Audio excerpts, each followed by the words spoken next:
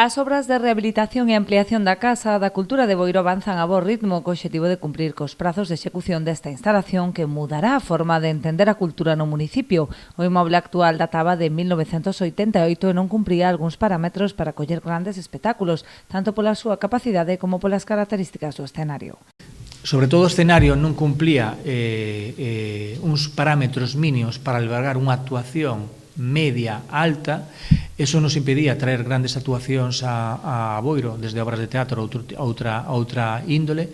Tamén, se é verdad, por capacidade, tiñamos unha capacidade de 289 plazas, agora vamos a ter 535, pero xa non só é auditorio, non tiñamos camerinos, non tiñamos almacenes, non só o auditorio, sino tamén a biblioteca quedaba moi pequena, non tiñamos unha ludoteca, agora vamos a ter unha zona infantil para fomentar entre os máis xóvenes a lectura, non tiñamos unha aula de estudio, vamos a ter unha aula de estudio para universitarios de 32 plazas, vamos a ter unha aula informática en condicións para 12 plazas, vamos a ter un almacén tamén para guardar todos os libros que temos, que decir, un archivo, un depósito de fondos.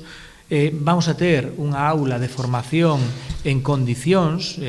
Con este proxecto cofinanciado polo Ministerio da Axenda Urbana a través do PIREP, Boiro aspira a converterse nun referente cultural. Unha obra financiada polo Concello de Boiro e tamén polo Ministerio de Vivenda e Axenda Urbana mediante un PIREP local, donde aportan 1.600.000 euros, e unha obra estratégica a nivel cultural para o Concello de Boiro, para que non perda ese tren cultural.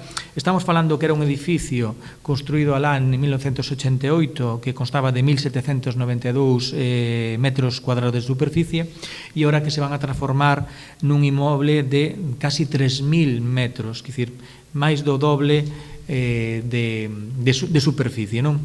O investimento total previsto rolda os 4 millóns de euros para acometer esta importante actuación que estará rematada a finais de ano.